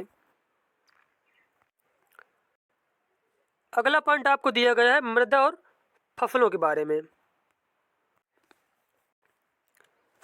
अब यहाँ पे अगला पॉइंट आपको दिया गया है, पवन, वर्षा, ताप, प्रकाश और आर्द्रता द्वारा मृदा प्रभावित होती है। ये कुछ प्रमुख जलवायु संबंधी कारक हैं जो मृदा परिच्छेदिका को प्रभावित करते हैं और मृदा संरचना में परिवर्तन लाते हैं। अगला पॉइंट आपको दिया गया है, मृणमय और दोमटी मृदा दोनों ही गेहूं और चने जैसी फसलों की खेती के लिए उपयुक्त होती हैं। ऐसी मृदा की जल धारणा क्षमता अच्छी होती है। धान के लिए मृतिका एवं जैव पदार्थ से समृद्ध तथा अच्छी जल धारण क्षमता वाली मृदा आदर्श होती है। मसूर और अन्य दालों के लिए दोमटी मृदा की आवश्यकता होती है। जिनमें से जल की निकासी आसानी से हो जाती है। गेहूं जैसे फसलें महीन मृदा में उगाई जाती हैं क्योंकि वह ह्यूमस से समृद्ध और अत्यधिक उर्वर होती है। अगला पॉइंट दिया गया है जीवों में श्वसन के बारे में, जैसे कि कोशिका में भोजन के विखंडन के प्रक्रिया में ऊर्जा मुक्त होती है, इसे कोशिकीय श्वसन कहते हैं। सभी जीवों की कोशिकाओं में कोशिकीय श्वसन होता है। कोशिका के अंदर भोजन या फिर ग्लूकोज ऑक्सीजन का उपयोग करके कार्बन डाइऑक्साइड और जल में विखंडित हो जाता है। जब ग्लूकोज का विखंडन ऑक्सीजन के उपयोग द्वारा होता है तो वह वायवीय श्वसन कहलाता है। ऑक्सीजन की अनुपस्थिति में भी भोजन विखंडित हो सकता है। यह प्रक्रम अवायवीय श्वसन कहलाता है। भोजन के विखंडन से ऊर्जा निर्मुक्त होती है। अगला पॉइंट दिया गया है आपको, ईस्ट जैसे अनेक जीव वायु की अनुपस्थिति में जीवित रह सकते हैं। ऐसे जीव अवायवीय श्वसन के द्वारा ऊर्जा प्राप्त करते हैं, इन्हें अवायवीय जीव कहते हैं। ईस्ट एक कोशिकीय जीव है। ईस्ट अवायु रूप से श्वसन करते हैं और इस प्रक्रिया के समय एल्कोहल निर्मित करते हैं। क्या करते हैं? एल्कोहल निर्मित करते हैं। अतः इनका उपयोग शराब, वाइन और बियर बनाने के लिए किया जाता है। अगला पॉइंट यहाँ पर दिया गया है, हमारी पेशी कोशिकाएं भी अवायवीय रूप से श्वसन कर सकती हैं, लेकिन ये ऐसे थोड़े समय तक ही कर सकती हैं। वास्तव में यह प्रक्रम उस समय होता है जब ऑक्सीजन की अस्थायी रूप से कमी हो जाती है। ऐसी स्थिति में पेशी कोशिकाएं अवायवीय श्वसन द्वारा ऊर्जा की अतिरिक्त मांग को पूरा करती हैं। नेक्स्ट क्वेश्चन दिया गया है, जब पेशियां अवायवीय रूप से श्वसन करती हैं, इस प्रक्रम में ग्लूकोज के आंशिक विखंडन से लैक्टिक अम्ल और कार्बन डाइऑक्साइड बनते हैं। लैक्टिक अम्ल का संचयन पेशियों में ऐंठन उत्पन्न करता है। पेशियों में ऐंठन उत्पन्न करता है लैक्टिक अम्ल जो है। अगली हेडिंग यहाँ पर दी गई है श्वसन। अब यहाँ पे हम लोग पढ़ेंगे श्वसन के बारे में, जैसे कि श्वसन या सांस लेने का अर्थ है ऑक्सीजन में समृद्ध वायु को अंदर खींचना या ग्रहण करना। कार्बन डाइऑक्साइड से समृद्ध वायु को बाहर निकालना। ऑक्सीजन से समृद्ध वायु को शरीर के अंदर लेना, अतः श्वसन और कार्बन डाइऑक्साइड से समृद्ध वायु को बाहर निकालना उच्च श्वसन कहलाता है। अगला पॉइंट दिया गया है, कोई व्यक्ति 1 मिनट में जितनी बार श्वसन करता है वह उसकी श्वसन दर कहलाती है। कोई वयस्क व्यक्ति विश्राम की अवस्था में 1 मिनट में औसतन 15 से 18 बार सांस अंदर लेता है और बाहर निकालता है। अधिक व्यायाम करने में श्वसन दर 25 बार प्रति मिनट तक बढ़ सकती है। जब हम व्यायाम करते हैं तो हम न केवल तेज़ी से सांस लेते हैं बल्कि हम गहरी सांस भी लेते हैं और इस प्रकार अधिक ऑक्सीजन ग्रहण करते हैं। श्वसित उच्च वसित वायु में ऑक्सीजन और कार्बन डाइऑक्साइड का प्रतिशत, जैसे कि श्वसित वायु में 21% ऑक्सीजन होता है, 0.04% कार्बन डाइऑक्साइड होता है। उच्च वसित वायु में 16.4% ऑक्सीजन होता है और 4.4% कार्बन डाइऑक्साइड होता है। अगली हेडिंग यहाँ पर दी गई है पादप में जनन के बारे में। किसके बारे में? पादप में जनन के बारे में। जैसे कि सभी जीव अपने समान जीवों का जनन करते हैं। माता पिता से संतति का जन्म जनन कहलाता है। जनन की विधियां भी यहाँ पर बताई गई हैं, जैसे कि अधिकांश पादपों में मूल, तना और पत्तियां होती हैं। ये पादप के कायिक अंग कहलाते हैं। पुष्प पादप में जनन का कार्य करते हैं। पुष्प जो होते हैं पादप में जनन का कार्य करते हैं। वास्तव में पुष्प पादप के जनन अंग होते हैं। किसी पुष्प में केवल नर जनन अंग अथवा मादा जनन अंग या फिर दोनों ही जनन अंग हो सकते हैं।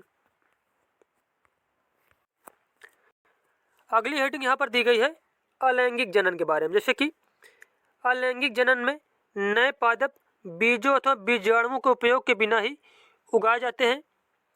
वो अलैंगिक जनन जिसमें पादप के मूल, तने, पत्ती अथवा कली या मुकुल जैसी किसी कायिक अंग द्वारा नया पादप प्राप्त किया जाता है।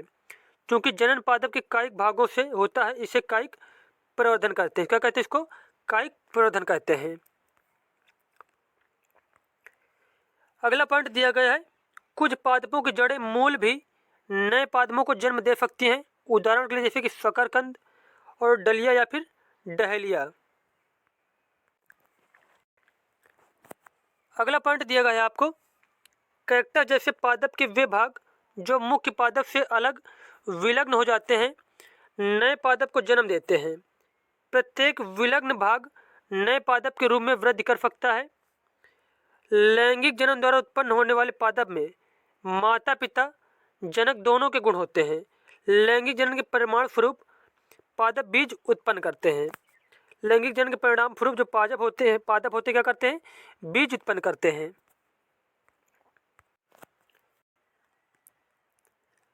अगली हेडिंग दी गई यहाँ पर मुकुलन के बारे में। किसके बारे में, मुकुलन के बारे में। ईस्ट जिसे केवल सूक्ष्मदर्शी द्वारा ही देखा जा सकता है, इनके लिए यदि पर्याप्त पोषण उपलब्ध हो तो ईस्ट कुछ ही घंटों में वृद्धि करके गुणन अर्थात जनन करने लगते हैं। याद रखें कि ईस्ट एक एकल कोश का एक कोशिकीय जीव है। अगला पॉइंट यहाँ पर दिया गया है, ईस्ट कोशिका से बाहर निकलने वाला छोटे बल्ब जैसा प्रवर्ध मुकुल या कली कहलाता है। मुकुल क्रमशः वृद्धि करता है और जनक कोशिका से विलग होकर नई ईस्ट कोशिका बनाता है। नई ईस्ट कोशिका विकसित होकर परिपक्व हो जाती हैं और फिर नई ईस्ट कोशिकाएं बनाती हैं। कभी कभी नवीन मुकुल से नए मुकुल विकसित हो जाते हैं, जिससे एक मुकुल श्रृंखला बन जाती है। यदि यह प्रक्रम चलता रहे तो कुछ ही समय में बहुत अधिक संख्या में ईस्ट कोशिकाएं बन जाती हैं। अगला पॉइंट यहाँ पर दिया गया खंडन के बारे में। जैसे कि आपने तालाबों अथवा ठहरे हुए पानी के अन्य जलाशयों में हरे रंग के अपवंकी गुच्छे फिसलनदार तैरते हुए देखे होंगे। ये शैवाल है। ये क्या है, ये शैवाल होते हैं। जब जल और पोषक तत्व उपलब्ध होते हैं तो शैवाल वृद्धि करते हैं और तेजी से खंडन द्वारा गुणन करते हैं। शैवाल 2 या अधिक खंडों में विखंडित हो जाते हैं। ये खंड टुकड़े नए जीवों में वृद्धि कर जाते हैं। यह प्रक्रम निरंतर चलता रहता है। कुछ ही समय शैवाल एक बड़े क्षेत्र में फैल जाते हैं। अगला पॉइंट दिया गया है बीजाणु निर्माण के बारे में। डबल रोटी में वायु में उपस्थित बीजाणुओं से कवक उग जाते हैं। क्या उग जाते हैं, कवक उग जाते हैं। अगला पॉइंट यहाँ पर दिया गया है, डबल रोटी पर रुई के जाल में बीजाणुओं को देखिए। जब बीजाणु निर्मुक्त होते हैं तो ये वायु में तैरते रहते हैं। चूँकि ये बहुत हल्के होते हैं इसलिए ये लंबी दूरी तक जा सकते हैं। बीजाणु अलैंगिक जनन ही करते हैं। प्रत्येक बीजाणु उच्च ताप और निम्न आर्द्रता जैसी प्रतिकूल परिस्थितियों को झेलने के लिए कठोर सुरक्षात्मक आवरण से ढका रहता है, इसलिए लंबे समय तक जीवित रह सकते हैं। अनुकूलित परिस्थितियों में बीजाणु अंकुरित हो जाते हैं और नए जीव में विकसित हो जाते हैं। अगला पार्ट हमारा दिया गया लैंगिक जनन के बारे में। जैसे कि पुष्प पादप के जनन अंग होते हैं। पुंकेसर नर जनन अंग और स्त्रीक्रेसर मादा जनन अंग है। ऐसे पुष्प जिनमें या तो केवल पुंकेसर अथवा केवल स्त्री केसर उपस्थित होते हैं, एक लिंगी पुष्प कहलाते हैं। जिन पुष्पों में पुंकेसर और स्त्री केसर दोनों ही होते हैं वे द्विलिंगी पुष्प कहलाते हैं। मक्का, पपीता और ककड़ी या खीरे के पौधे में एक लिंगी पुष्प होते हैं, जबकि सरसों, गुलाब और पिट्यूनिया के पौधों में द्विलिंगी पुष्प होते हैं। अगला पॉइंट दिया गया है, परागकोश में परागकण होते हैं जो नर युग्मकों को बनाते हैं। क्या होते हैं, परागकोश में परागकण होते हैं जो नर युग्मकों को बनाते हैं। अंडाशय में एक या अधिक बीजांड होते हैं। मादा युग्मक अथवा अंड का निर्माण बीजांड में होता है। लैंगिक जनन में नर और मृदा युग्मकों के युग्मन से युग्मनज बनता है। अगला पार्ट दिया गया परागण के बारे में। अब यहाँ पे हम देखो पढ़ते हैं परागण के बारे में। परागकण जो होते हैं हल्के होते हैं। वह वायु अथवा जल द्वारा बहाकर ले जाए जा सकते हैं। परागकणों का परागकोश से पुष्प के वर्तिकान पर स्थानांतरण परागण कहलाता है। यदि परागकण उसी पुष्प के वर्तिकान पर गिरते हैं तो इसे स्वपरागण कहते हैं। पुष्प के परागकण उसी पादप के किसी अन्य पुष्प के वर्तिकान पर गिरते हैं तो इसे परपरागण कहते हैं। पुष्प के परागकण जो है उसी पादप के किसी अन्य पुष्प के वर्तिकान पर गिरते हैं तो इसे परपरागण कहते हैं।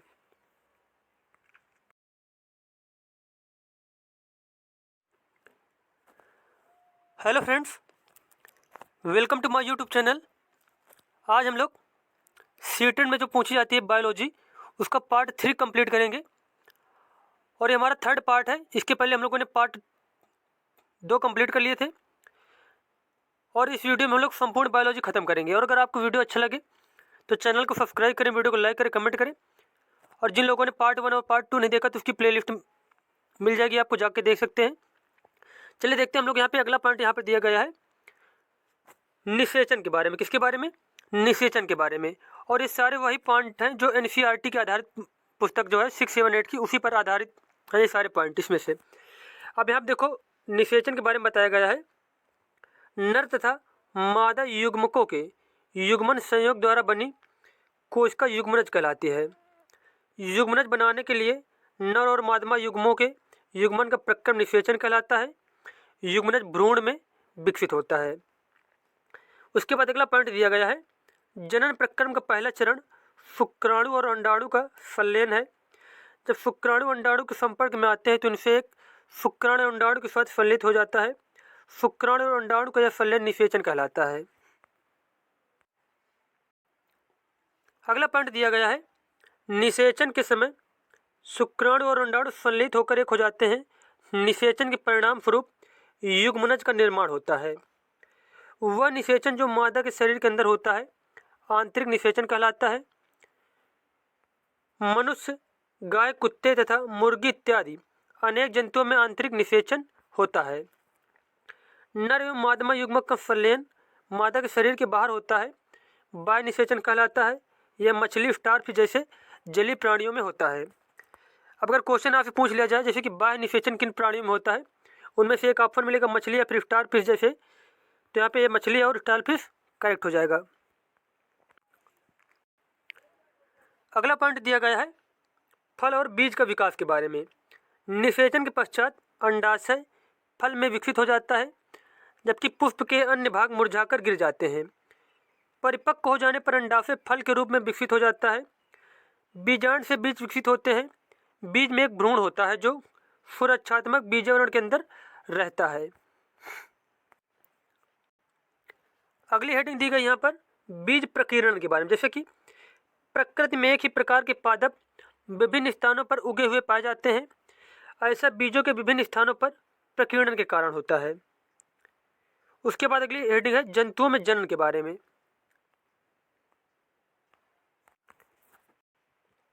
अब यहाँ पे पहला पॉइंट दिया गया है नर जनन अंग के बारे में। जैसे कि नर जनन अंगों में एक जोड़ा ब्रफण, 2 शुक्राणु नलिका तथा एक शिशन होते हैं। ब्रफण नग युग्मक उत्पन्न करते हैं जिन्हें शुक्राणु कहते हैं। ब्रफण लाखों शुक्राणु उत्पन्न करते हैं। शुक्राणु यद्यपि बहुत सूक्ष्म होते हैं पर प्रत्येक में एक सिर, एक मध्य भाग एवं एक पूंछ होती है। वास्तव में हर शुक्राणु में कोशिका के सामान्य संघटक पाए जाते हैं। उसके बाद अगला पॉइंट दिया गया यहाँ पे मादा जननांग के बारे में। जैसे कि मादा जननांगों में एक जोड़ी अंडाशय, अंडवाहिनियाँ या फिर डिंबवाहिनी तथा गर्भाशय होता है। अंडाशय मादा युग्मक उत्पन्न करते हैं जिसे अंडाणु डिंब कहते हैं। मानव स्त्रियों में प्रति मास दोनों अंडाशयों में से किसी एक अंडाशय से एक विकसित अंडाणु अथवा डिंब का निर्मोचन अंडवाहिनी में होता है। गर्भाशय वह भाग है जहाँ शिशु का विकास होता है। शुक्राणु की तरह अंडाणु भी एकल कोशिका है। अंडाणु अति सूक्ष्म हो सकते हैं जैसे कि मनुष्य में, अथवा बहुत बड़े भी होते हैं जैसे कि मुर्गी के अंडे। शुतुरमुर्ग का अंडा सबसे विशाल होता है। नेक्स्ट पॉइंट दिया गया है भ्रूण का परिवर्तन के बारे में। जैसे कि निषेचन के परिणाम स्वरूप युग्मनज बनता है जो विकसित होकर भ्रूण में परिवर्तित होता है। युग्मनज लगातार विभाजित होकर कोशिकाओं के गोले में बदल जाता है।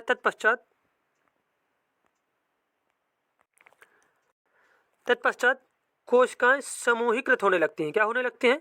समूहीकृत होने लगती हैं तथा विभिन्न ऊतकों और अंगों में परिवर्तित हो जाती हैं। इस विकसित होती हुई संरचना को भ्रूण कहते हैं। अगला पॉइंट दिया गया है, गर्भाशय में भ्रूण का निरंतर विकास होता रहता है।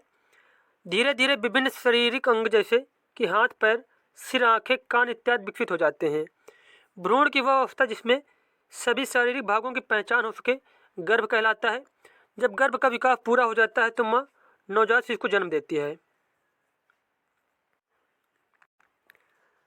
अगला पॉइंट यहाँ पर दिया गया है, जरायुज एवं अंडप्रजक जंतु के बारे में। जैसे कि वह जंतु जो सीधे ही शिशु को जन्म देते हैं जरायुज जंतु कहलाते हैं। वे जंतु जो अंडे देते हैं अंडप्रजक जंतु कहलाते हैं। उसके बाद हेडिंग दी गई सूक्ष्म जीव के बारे में। अब यहाँ पे इसमें पहला पॉइंट दिया गया है, कुछ जीव ऐसे भी हैं जिन्हें हम बिना यंत्र की सहायता से केवल आंखों से नहीं देख सकते हैं, इन्हें सूक्ष्म जीव कहते हैं। सूक्ष्म जीवों को 4 मुख्य वर्गों में बांटा गया है। यह वर्ग हैं जीवाणु, कवक, प्रोटोजोआ एवं कुछ शैवाल। उसके बाद अगला पॉइंट दिया गया है, विषाणु, वायरस भी सूक्ष्म जीव होते हैं परंतु वे अन्य सूक्ष्म जीवों से भिन्न हैं। वे केवल परपोषण में ही गुणन करते हैं, अर्थात जीवाणु पौधे अथवा जंतु कोशिका में गुणन करते हैं। विषाणु कुछ सामान्य रोग जैसे कि जुकाम, इन्फ्लुएंजा एवं अधिकतर खांसी विषाणु द्वारा होते हैं। उसके बाद नेक्स्ट पॉइंट दिया गया है, कुछ विशेष रोग जैसे कि पोलियो, खसरा ये भी विषाणु द्वारा होते हैं। अतिसार एवं मलेरिया प्रोटोजोआ द्वारा होते हैं। टाइफाइड एवं क्षय रोग जीवाणु द्वारा होने वाले रोग हैं। सूक्ष्म जीव एक कोशिकीय हो सकते हैं जैसे कि जीवाणु, कुछ शैवाल एवं प्रोटोजोआ अथवा बहुकोशिक जैसे कि शैवाल एवं कवक। यह बर्फीली शीत से उष्ण गर्म स्रोतों तक हर प्रकार की परिस्थिति में जीवित रहते हैं। अब देखो ये पॉइंट आपको बहुत इंपॉर्टेंट दिया गया है, सूक्ष्म जीव एक कोशिकीय हो सकते हैं जैसे कि जीवाणु और कुछ शैवाल एवं प्रोटोजोआ। ये क्या होते हैं? ये एक कोशिकीय होते हैं। अथवा बहुकोशिकीय जैसे कि शैवाल एवं कवक, ये बहुकोशिकीय भी हो सकते हैं। ये बर्फीली शीत से उष्ण या फिर गर्म स्रोतों तक हर प्रकार की परिस्थिति में जीवित रहते हैं। यह मरुस्थल एवं दलदल में भी पाए जाते हैं। यह मनुष्य सहित सभी जंतुओं के शरीर के अंदर भी पाए जाते हैं। कुछ सूक्ष्म जीव दूसरे सजीवों पर आश्रित होते हैं जबकि कुछ अन्य स्वतंत्र रूप से पाए जाते हैं। अमीबा जैसा सूक्ष्म जीव अकेले रह सकता है जबकि कवक एवं जीवाणु समूह में रहते हैं। नेक्स्ट हेडिंग दी गई है आपको सूक्ष्म जीव का उपयोग के बारे में। जैसे कि सूक्ष्म जीव विभिन्न कार्यों में उपयोग किए जाते हैं। इनका उपयोग दही, ब्रेड, केक बनाने में किया जाता है। प्राचीन काल से सूक्ष्म जीवों का उपयोग एल्कोहल बनाने में किया जाता रहा है। जीवाणुओं का उपयोग औषधि उत्पादन एवं कृषि में मृदा की उर्वरता में वृद्धि करने के लिए किया जाता है जिससे नाइट्रोजन स्थिरीकरण होता है। दही में अनेक सूक्ष्म जीव पाए जाते हैं जिनमें लैक्टोबैसिलस नामक जीवाणु प्रमुख है जो दूध को दही में परिवर्तित कर देता है। अगला पॉइंट दिया गया है, जीवाणु एवं ईस्ट चावल के आटे के किण्वन में सहायक होते हैं जिससे इडली एवं डोसा बनता है। बड़े स्तर पर एल्कोहल, शराब एवं एसिटिक एसिड से उत्पादन में सूक्ष्म जीवों का उपयोग किया जाता है। जौ, गेहूँ, चावल एवं फलों के रस में उपस्थित प्राकृतिक शर्करा में ईस्ट द्वारा एल्कोहल एवं शराब का उत्पादन किया जाता है। स्ट्रेप्टोमाइसिन, टेट्रासाइक्लिन, एरिथ्रोमाइसिन समान रूप से उपयोग की जाने वाली प्रतिजैविक है। इन्हें कवक एवं जीवाणु से उत्पादित किया जाता है। नेक्स्ट पॉइंट दिया गया है, एडवर्ड जेनर ने चेचक के लिए 1798 में चेचक के टीके की खोज की थी। पोलियो ड्रॉप बच्चों को दिए जाने वाला वास्तव में टीका वैक्सीन होता है। सूक्ष्म जीवों से टीके का उत्पादन बड़े स्तर पर किया जाता है जिसमें मनुष्य एवं अनेक जंतुओं को अनेक रोगों से बचाया जाता है। कुछ जीवाणु एवं नीले हरे शैवाल वायुमंडलीय नाइट्रोजन का स्थिरीकरण कर सकते हैं। इस प्रकार मृदा में नाइट्रोजन का संवर्धन होता है तथा उसकी उर्वरता में वृद्धि होती है। इन्हें सामान्यतः जैविक नाइट्रोजन स्थिरीकारक कहते हैं। उसके बाद अगली हेडिंग बताई गई यहाँ पे हानिकारक सूक्ष्म जीव के बारे में। जैसे कि सूक्ष्म जीव अनेक प्रकार से हानिकारक हैं। कुछ सूक्ष्म जीव मनुष्य, जंतुओं एवं पौधों में रोग उत्पन्न करते हैं रोग उत्पन्न करने वाले ऐसे सूक्ष्म जीवों को रोगाणु अथवा रोगजनक कहते हैं। कुछ सूक्ष्म जीव भोजन, कपड़े एवं चमड़े की वस्तुओं को संदूषित कर देते हैं। उसके बाद अगला पॉइंट दिया गया है, सूक्ष्म जीवों द्वारा होने वाले ऐसे रोग जो एक संक्रमित व्यक्ति से स्वस्थ व्यक्ति में वायु, जल, भोजन अथवा कायिक संपर्क द्वारा फैलते हैं, संचरणीय रोग कहलाते हैं। इस प्रकार के कुछ रोगों के उदाहरण दिया गया, जैसे कि हैजा, सामान्य सर्दी जुकाम, चिकन पॉक्स एवं क्षय रोग। ये एक से दूसरे द्वारा फैल जाते हैं। अगला पॉइंट यहाँ पर दिया गया है, कुछ कीट एवं जंतु ऐसे भी हैं जो रोग कारक सूक्ष्म जीवों के रोगवाहक का कार्य करते हैं। घरेलू मक्खी इसका एक उदाहरण है। उसके बाद इधर बताया गया मानव रोगों के बारे में, इधर बताया गया रोग कारक सूक्ष्म जीव के बारे में। जैसे कि क्षय रोग किससे होता है? जीवाणु से होता है। खफरा जो होता है वो वायरस से होता है। चिकन पॉक्स जो होता है वो भी वायरस से होता है। और पोलियो जो है ये भी वायरस से फैलता है। अगला पॉइंट यहाँ पर दिया गया है, हैजा जो होता है जीवाणु से होता है, टाइफाइड जीवाणु से, हेपेटाइटिस वायरस के द्वारा, और मलेरिया जो है यह प्रोटोजोआ के द्वारा होता है। अगला पॉइंट दिया गया है, जंतुओं में रोग कारक जीवाणु। जैसे कि अनेक सूक्ष्मजीव केवल मनुष्य एवं पौधों में रोग के कारक नहीं है, वरना वे दूसरे जंतुओं में भी रोग उत्पन्न करते हैं। जैसे कि उदाहरण के लिए बताया गया है, एथिक्स मनुष्य एवं मवेशियों में होने वाला भयानक रोग है जो जीवाणुओं द्वारा होता है। गाय में खुर एवं मुंह का रोग वायरस द्वारा होता है। रॉबर्ट कोच ने सन 1876 में बेफिलस एंथीलस नामक जीवाणु की खोज की जो एंथ्रेक्स रोग का कारक है। एंथ्रेक्स रोग का कारक कौन सा जीवाणु होता है? बेफिलस एंथीलस। और इसकी खोज किसने की थी? रॉबर्ट कोच ने की थी। उसके बाद अगली हेडिंग दी गई है यहाँ पे, खाद्य विषाक्तन के बारे में। जैसे कि सूक्ष्म जीवों द्वारा संदूषित भोजन करने से खाद्य विषाक्तन हो सकता है। हमारे भोजन में उत्पन्न होने वाले सूक्ष्म जीव कभी कभी विषैले पदार्थ उत्पन्न करते हैं। यह भोजन को विषाक्त बना देते हैं, जिसके सेवन से व्यक्ति भयंकर रूप से रोगी हो सकता है। नमक द्वारा परीक्षण। सामान्य नमक का उपयोग मांस एवं मछली के परीक्षण के लिए काफ़ी लंबे अरसे से किया जा रहा है। जीवाणु की वृद्धि रोकने के लिए मांस तथा मछली को सूखे नमक से ढक देते हैं। नमक का उपयोग आम, आंवला एवं इमली के परीक्षण में भी किया जाता है।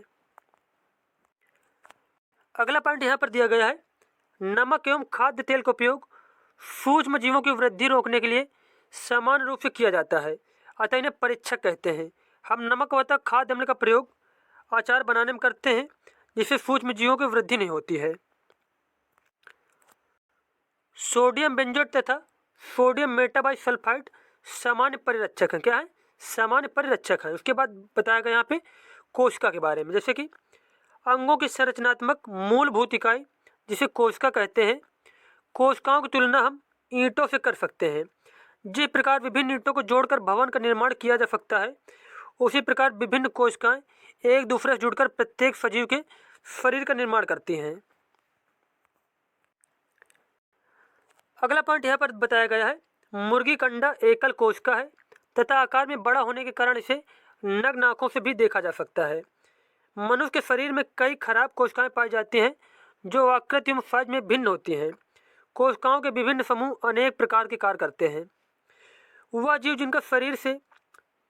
जिनका शरीर एक से अधिक कोशिकाओं का बना होता है बहुकोशिकी कहलाते हैं। सजीवों में कोशिका का साइज 1 मीटर का 10 लाखवें भाग माइक्रोमीटर अथवा माइक्रोन के बराबर छोटा हो सकता है, अथवा कुछ सेंटीमीटर लंबा भी, परंतु अधिकतर कोशिकाएं अति सूक्ष्म दशी होती हैं। अगला पॉइंट दिया गया है, सबसे छोटी कोशिका का साइज 0.1 से 0.5 माइक्रोमीटर है, जो कि जीवाणु कोशिका है। सबसे बड़ी कोशिका शुतुरमुर्ग का अंडा है, जिसका साइज 170 mm से 130 mm होता है। प्रत्येक अंग पुनः छोटे भागों से बना होता है, जिसे ऊतक कहते हैं। ऊतक एक समान कोशिकाओं का वह समूह है जो एक विशिष्ट कार्य करता है। उसके बाद दिया गया कोशिका के भाग, कोशिका झिल्ली के बारे में। जैसे कि पहला पॉइंट है कोशिका झिल्ली के बारे में। अब यहाँ पे पहला पॉइंट दिया गया है, कोशिका के मूल घटक हैं कोशिका झिल्ली, कोशिका द्रव्य एवं केंद्रक। कोशिका द्रव्य एवं केंद्रक कोशिका झिल्ली के अंदर परिबद्ध होते हैं।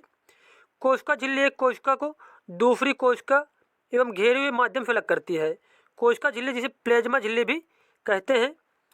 उसके बाद अगला पॉइंट दिया गया है, प्याज की कोशिका की सीमा कोशिका झिल्ली द्वारा परिबद्ध होती है, जो एक और दृढ़ आवरण द्वारा आबद्ध होती है, जिसे कोशिका भित्ति कहते हैं। फिर देखो एक बार पॉइंट देखते हैं ये वाला, प्याज की कोशिका की सीमा कोशिका झिल्ली द्वारा परिबद्ध होती है, जो एक और दृढ़ आवरण द्वारा आबद्ध होती है, जिसे कोशिका भित्ति कहते हैं। कोशिका के केंद्र में घनी एवं गोलाकार संरचना होती है, जिसे केंद्रक कहते हैं। केंद्रक एवं कोशिका झिल्ली के मध्य एक जेली के समान पदार्थ होता है, जिसे कोशिका द्रव्य कहते हैं। पौधों में कोशिका झिल्ली के अतिरिक्त एक बाहरी मोटी परत होती है, जिसे कोशिका भित्ति कहते हैं। कोशिका झिल्ली को आबद्ध करने वाली यह अतिरिक्त संरचना पौधों की कोशिकाओं की सुरक्षा के लिए आवश्यक है। अगला पॉइंट यहाँ पर दिया गया है कोशिका द्रव्य के बारे में। एक जेली जैसा पदार्थ है जो कोशिका झिल्ली एवं केंद्रक के बीच पाया जाता है। किसके किसके बीच पाया जाता है? कोशिका झिल्ली एवं केंद्रक के बीच पाया जाता है। कोशिका के अन्य संगठक अथवा कोशिकांग कोशिका द्रव्य में ही पाए जाते हैं। यह है माइटोकॉन्ड्रिया, गोल्गी इकाई और राइबोसोम इत्यादि। उसके बाद अगला पॉइंट दिया गया यहाँ पे केंद्रक के बारे में। यह गोलाकार होता है तथा कोशिका के मध्य भाग में स्थित होता है। इसे सरलतापूर्वक अभिरंजित करके सूक्ष्मदर्शी के नीचे आसानी से देखा जा सकता है। केंद्रक कोशिका द्रव्य से एक झिल्ली द्वारा अलग रहता है। केंद्रक झिल्ली अथवा केंद्रक आवरण कहते हैं। केंद्रक कोशिका द्रव्य से एक झिल्ली द्वारा अलग रहता है, जिसे केंद्रक झिल्ली अथवा केंद्रक आवरण कहते हैं। यह झिल्ली भी संरद्र होती है तथा कोशिका द्रव्य एवं केंद्रक के बीच पदार्थों के आवागमन को नियंत्रित करती है। उसके बाद नेक्स्ट पॉइंट यहाँ पर दिया गया है, उच्च आवर्धन क्षमता वाले सूक्ष्मदर्शी द्वारा देखने पर हमें केंद्रक में एक छोटी सघन संरचना दिखाई देती है। इसे केंद्रिका अथवा न्यूक्लियस कहते हैं। इसके अतिरिक्त केंद्रक में धागे के समान संरचनाएं भी होती हैं, जो क्रोमोसोम अथवा गुणसूत्र कहलाते हैं। यह जीन के धारक हैं तथा अनुवांशिक गुण अथवा लक्षणों को जनक से अगली पीढ़ी में स्थानांतरित करते हैं। गुणसूत्र कोशिका विभाजन के समय ही दिखाई देते हैं। उसके बाद नेक्स्ट पॉइंट दिया गया है,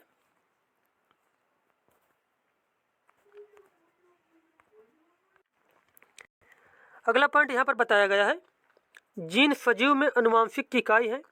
यह जनक से संतति को अनुवांशिक लक्षण के स्थानांतरण का नियंत्रण करते हैं। इसका अर्थ है कि आपके माता पिता के कुछ लक्षण उनसे आपको प्राप्त हुए हैं।